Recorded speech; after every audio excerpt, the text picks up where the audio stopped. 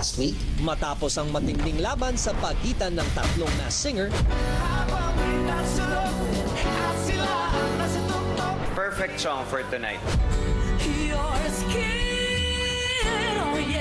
There's so much emotions. That's why I really enjoy it when you perform.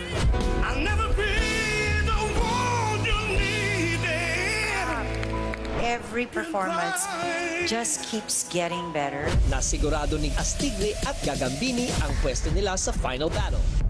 Habang di naman pinalad si Mr. T at tuluyan lang nagpaalam, Ayun nga, thankful ako na nabigyan ako ng opportunity na maparinig yung boses ko na hindi nila nalalaman kung sino ako. ngayong gabi ipagpapatuloy natin ang umaatikabong War of Three, The Elite Clash. May tatlo pa tayong mass singer na maghaharap-harap para makakuha ng pwesto at mapasama sa final battle. You know your strengths and you use them wisely. Tinapos mo siya sa taas. Kaya sobrang ganda ng balance. And yun nga, galing mo idol.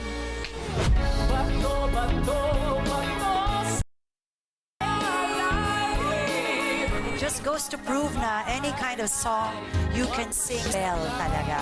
Magkakasubukan na naman. Dito lang yan sa pinakamalaki, pinaka-exciting na mystery talent show. Ito ang Mass Singer Pilipinas, War of Three, The Elite Clash.